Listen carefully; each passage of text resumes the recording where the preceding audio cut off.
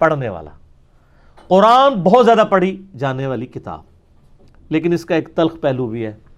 قرآن حکیم دنیا میں سب سے زیادہ پڑھی جانے والی کتاب ہے، اور دنیا میں سب سے زیادہ بغیر سمجھ کے پڑھی جانے والی کتاب ہے.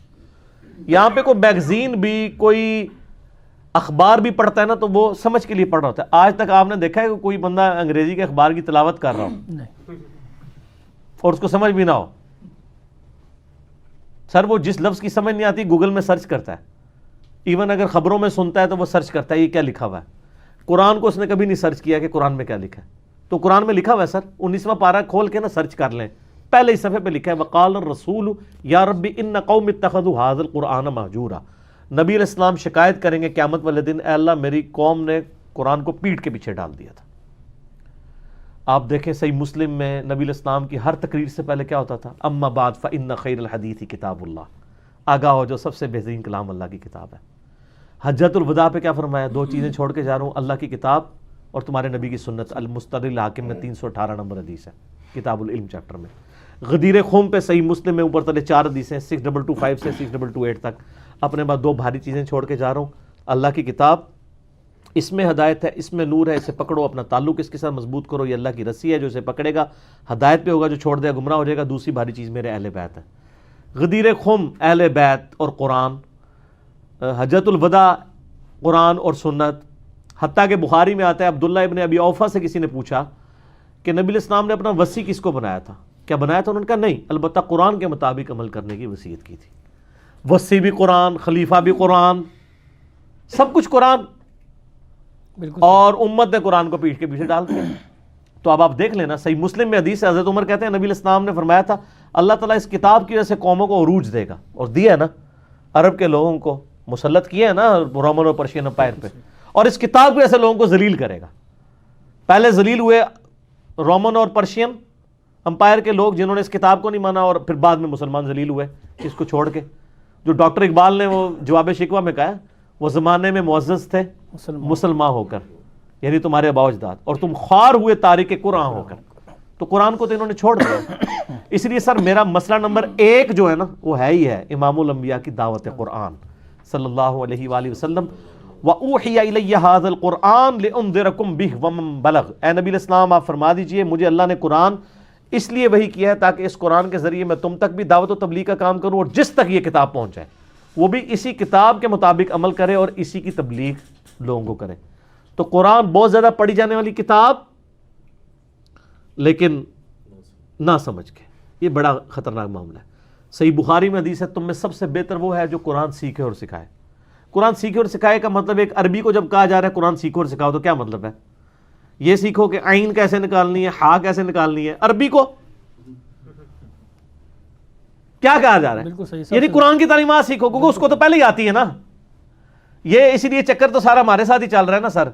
عرب کے لوگوں کو تو قرآن آتا ہے نا، اور عربی ان کو آتی ہے، اسی لیے وہ رو رہے ہوتے ہیں. تسی پھر بھی کہہ رہے ہو ایتے گستاخ نے نا جی پاویں رو بھی لیں. تو انہوں ایک کہانی کراتی ہے انہوں نے. تو یہ قرآن پاک کے ساتھ بڑا ظلم کیا انہوں نے. قرآن بہت زیادہ پڑھی جانے والی کتاب، اور پڑھی، صحابہ کرام نے حق ادا کیا، پھر عمل بھی کیا. اصل چیز اس کا ایسن جو ہے وہ اس پہ عمل کرنا ہے. اور یہ حافظ قرآن کے بارے میں بھی وہ جعلی باتیں مشہور کر دی ہیں جی، بس حافظ تو اتنے بندے نو لے کے جائے گا. کتنے لے کے جائے گا؟ حافظ پہلے آپ تے جائے نا. بالکل ٹھیک. ہاں اور خود بھی جنم میں جائے تو کسی اور بھی لائے جائے. اگر وہ عمل نہیں کرے گا، اس حدیث میں کیا ابو داؤد میں اور حاکم میں موجود ہے، جس نے قرآن کے حلال کو حلال جانا، حرام کو حرام جانا، قرآن کے مطابق عمل کیا، ایسے شخص کے ماں باپ کو ایسا تاج پہنایا جائے گا جس کے سامنے سورج کی روشنی مان پڑ جائے. وہ حافظ قرآن او اے جائے تو منو بھی دسیو کوئی. بالکل صحیح. حافظ جو الٹے کام کرتے ہیں وہ تو شیطان نے ریٹائرمنٹ لے لی ان کی وجہ سے. آپ دیکھیں مدرسے میں جو کچھ کرتے ہیں سر وہ تو ہم نہیں بتاتے، وہ تو پتہ ہے سب کو. مدرسے سے باہر نکل کے جو گول کھلاتے ہیں، آپ دیکھ لیں جتنا بھی ادم مچایا ہوا ہے نا یعنی دنیا کے اندر، وہ زیادہ تر حافظ ہی ہیں. آپ کہیں گے حافظ قرآن بھی ہے جی، اور اچھا وہ نام کی ہوتے ہیں، آپ ان سے قرآن سنیں تو قرآن کو نہیں آتا ہوتا. حافظ قرآن کو سب سے بڑی بات ہے کہ جتنے حافظ قرآن ہیں کہ ان کو ترجمہ آتا ہے قرآن کا؟ نہیں آتا. تو پھر کس چیز کی کر رہے ہیں یہ؟ الفاظ بھی 90% کو نہیں آتے، الفاظ بھی غلط پڑھ رہے ہوتے ہیں. بالکل صحیح کہہ رہے ہیں. تجوید سے اگر سکھا بھی دیا ہے, آپ چیک کر لیں اس دفعہ جتنے تراویح میں قرآن پڑھ کے نکلے ہیں یا اگلی رمضان میں, ان سے ذرا پوچھیں قرآن کا مطلب کیا ہے, کیا آپ نے پڑھا آج. وہ تو ان کو تو یہ پتہ ہی نہیں چلتا کہ ہم نے کس وقت قیام کرنا ہے, کس وقت رکوع کرنا ہے, آدھی یاد چھوڑ دیتے ہیں. میں آپ کو بتا رہا ہوں, میں ایک دیوبندیوں کی مسجد میں فجر کی نماز یعنی پڑھتا ہوں نا, وہ آپ کو پتا ٹپیکل حنفیوں نے چند ایک آیات یاد کی ہوئی ہوتی ہیں. آپ اگر ایک ہفتہ ایک مسجد میں نماز پڑھیں نا, اگلے ہفتے وہی آیات ریپیٹ ہوں گی, کوئی بیچ میں سے نہیں پڑھتے. یہاں پہ ایک آئے ابھی امام صاحب ایک اہل حدیث مسجد میں, پورے سال میں قرآن مکمل کرتے ہیں, یعنی ڈیفرنٹ آیات لے کے چلتے ہیں. اچھا وہ ہر دفعہ نا یہ آیت پڑھتا تھا جی, سورہ البقرہ کی آیت نمبر 159, ان الذین یکتمون ما انزلنا من البینات والہدی من بعد ما بیناہ للناس فی الکتاب اولئک یلعنہم اللہ ویلعنہم اللاعنون. بے شک جو لوگ چھپا لیتے ہیں ہدایت کی ان روشن دلائل میں سے جو ہم نے نازل کی ہیں اور ان کو کتاب میں بیان کر دی ہے بعد اس کے کہ ہم نے لوگوں کے لیے ان کو بیان کیا, ایسے لوگوں پر اللہ کی لعنت اور تمام لعنت کرنے والوں کی لعنت. یہ لعنت بھیج کے نا وہ اللہ اکبر کر کے رکوع میں چلا جاتا تھا. حالانکہ بات کنکلوڈ ہوئی ہے, ساتھ کیا ہے الا الذین تابوا, یعنی لا الہ پڑھ کے وہ رکوع میں الا اللہ نہیں پڑھتا تھا.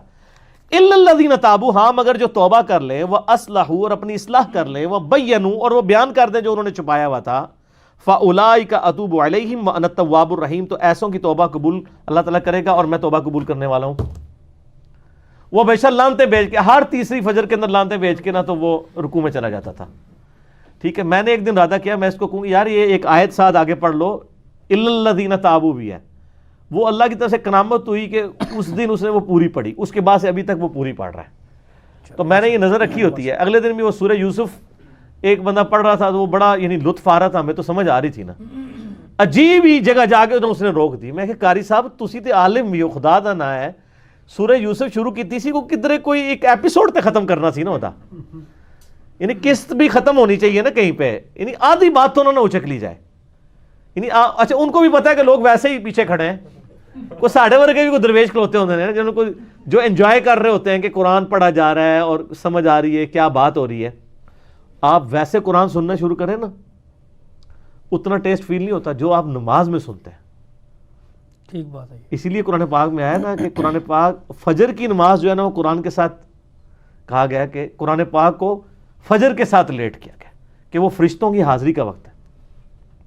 اقم الصلاۃ لدلوک الشمس الی غسق اللیل والقرآن الفجر, فجر کی نماز قرآن کے ساتھ ہو.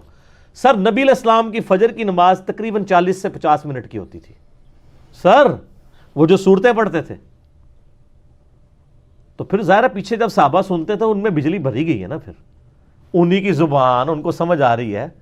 یہ تو آپ نے صرف ایک جملے ہی بولے میں نا جی, جب میری خواہش ہوتی ہے کہ میں اللہ سے باتیں کروں تو میں نماز پڑھ لیتا ہوں, جب یہ خواہش ہوتی ہے کہ اللہ مجھ سے باتیں کرے تو میں قرآن پڑھ لیتا ہوں. اللہ نے کتوں تہاڈے نال گلاں کرنی, تسی پڑھ بھی لو تانوں پتہ ہی نہیں کیویں گلاں کردا ہے.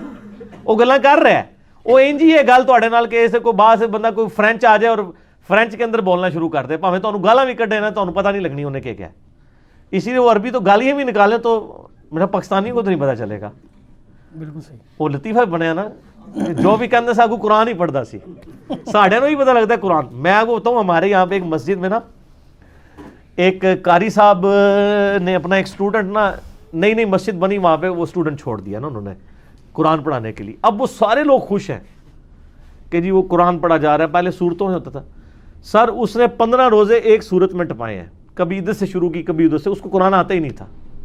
وہ تو اس کا استاد جب پہنچا نا اس نے کہا یار یہ تو حالے تک اسی صورت تک ہے.